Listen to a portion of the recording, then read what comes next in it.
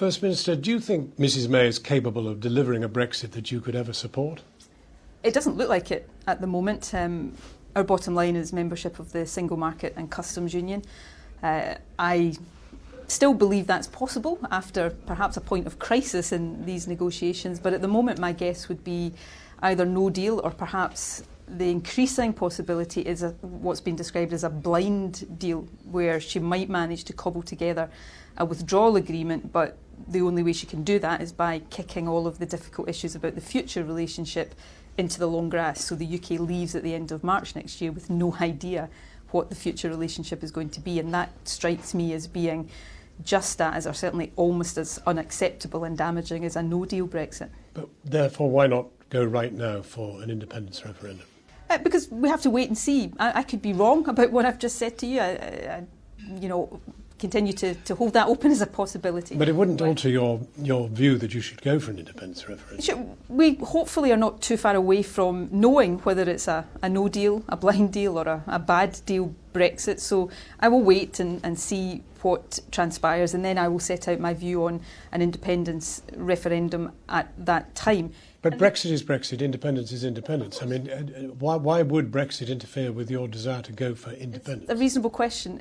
It doesn't affect my support of independence, but in terms of the timing in which to ask people to take the decision, the relationship in the future between the EU and the UK will provide the context in which Scotland would become independent, and therefore the detail of that relationship inevitably shapes some of the answers to questions people will have about the implications of independence. So being patient, exercising some patience, waiting till we get to the end of this phase of negotiations before setting out my view, is showing respect to the importance of the decision that people in Scotland would be asked to make. Your deputy leader on Saturday at the big march in Edinburgh was shouting independence now. Well, people in the SNP, including Keith, myself, of course we want independence now. Most of us have spent our entire lives campaigning for it, and if it was up to me, we'd be independent yesterday, and failing that, would be independent tomorrow. But we have to take decisions in the round. We have to take decisions in the interest not just of the SNP or even the wider independence movement. My job is to take decisions in the light of the interests of the whole country, and that's what I will seek to do. If one looks at President, you have here attending the Deputy President of the Catalan government. Now, I mean, it's pretty clear that Spain and Europe, in other words, a national entity and Europe, combine together to frustrate independence of Catalonia. They're not going to let you off, are they? Well, look, we in 2014 had a constitutionally agreed process, and that's the way, in my view, these decisions should be taken. And when they're taken, and if Scotland voted for independence in that context, then I believe the European Union both should and would accept that outcome. Although they have said they wouldn't. Well, I'm not sure that's true, well, actually. Indicated they wouldn't. I'm not and entirely Catalonia sure that's suggests true. They wouldn't. Catalonia, and I don't want to get into the detail of the Catalonian situation, but Catalonia is in a different position because of the Spanish constitution and the refusal of the Spanish government to allow that constitutional process to take place. I met with the Vice President of Catalonia last night discussing some of the issues they're facing. Of course, they face the absolutely outrageous situation where there are politicians in prison for trying to have a democratic vote. Now, Scotland is not in that position, and I hope that just as we had in 2014, while myself, politicians like Theresa May have very different views on whether or not Scotland should become independent, we would agree that the people to decide that are the Scottish people, and that should be done constitutionally and democratically. And the argument, of course, that matters most is why should Scotland become independent, so that we can't have change imposed on us against our will as we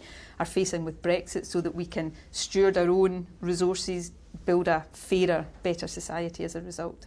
Fairer, better society, but after 11 years in power, your record on health and education is not good. And let me crystallise, I think, really in this drugs crisis. You've got 934 deaths from drugs this year alone, possibly 1,000 by the end of the year.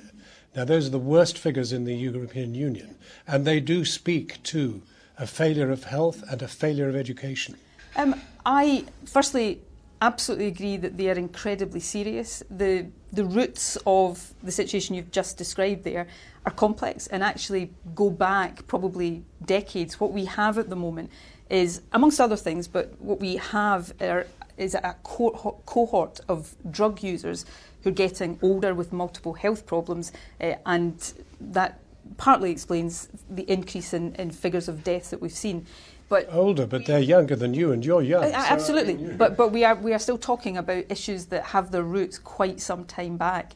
But we also have a very proactive approach through both health and education to try to stop people taking drugs, and drug use amongst the younger population in Scotland, and I'm sure this is reflected in other parts of Europe as well, is declining, and that's a positive. We are investing a great deal to get people who do have issues with drugs or alcohol into treatment as quickly as possible. On alcohol, and I know you're asking me about drugs, on alcohol, of course, we've become the first country in the world to introduce minimum unit pricing. But 11 years is a long time, and in those 11 years, those figures have got worse and worse and worse. I think, and I'm not trying to dodge the responsibility here, but I think when you're talking about drug deaths, it is not simply a case of issues within that period of time. Some of those issues go back a long way, but what I'm trying to set out here are the various actions that we're taking. We're also backing Glasgow City Council just now that wants to create a safer consumption facility here in Glasgow to try to deal with some of the issues of people who take drugs while we're trying to support them off of drugs. That's something we don't have the power to do right now, but we're trying to put pressure on Westminster to give the go-ahead to Glasgow City Council to do that. And the families who've been shattered by this crisis, do you apologise to the mothers and fathers and aunts and uncles? I would say sorry to any family who loses somebody from drug use, from alcohol misuse, from suicide, of course, as a human being, let alone a politician, my heart goes out to families in those circumstances. My responsibility as First Minister is to make sure we have the policies in place, the investments in place, the approaches in place to try to reduce this. These are, as I know you know, these are horrendously complex issues.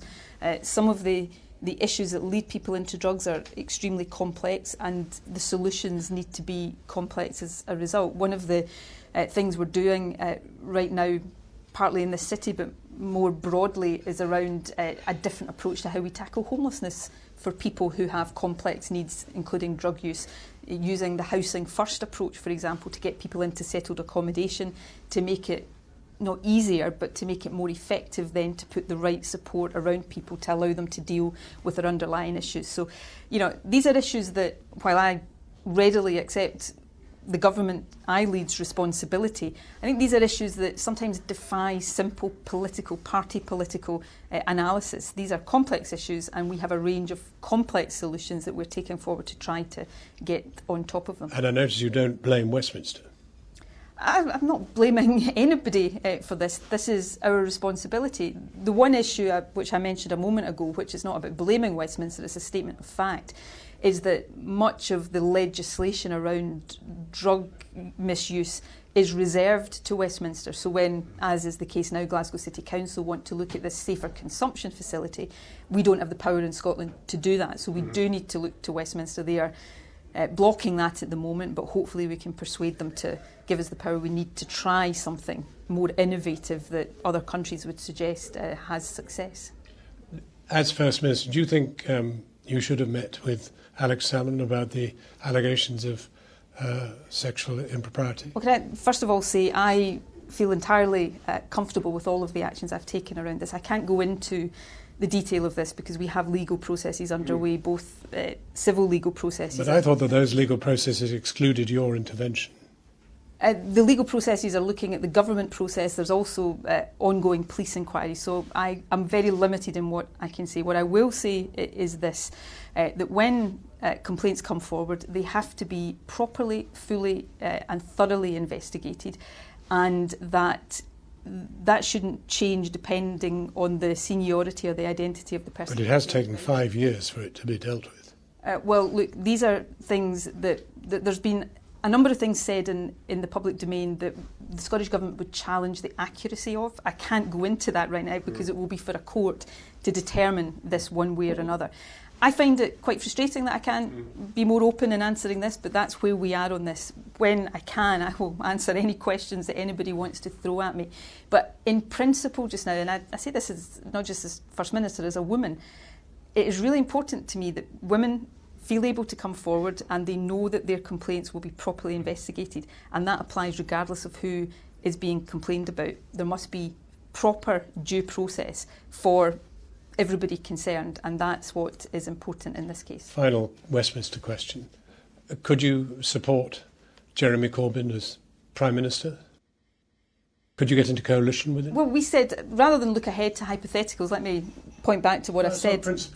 Well, let me point back to what I've said in principle in the past. In the last two general elections, I've made it clear that the SNP would be willing to talk to Labour about a progressive coalition that locked the Tories out of office. That would be our starting point going into another election. But the detail of that and the terms and the circumstances of that, of course, would require to be discussed. But, you know, we've got a Tory government just now that is doing untold damage to the UK, and that damage, because of the nature of it, is likely to last for generations. They are literally taking freedoms away from young people right now in terms of freedom to travel and live all over the European Union. So I want to see this lot out of government as soon as possible. So yes, of course, we would look at progressive arrangements to make that happen.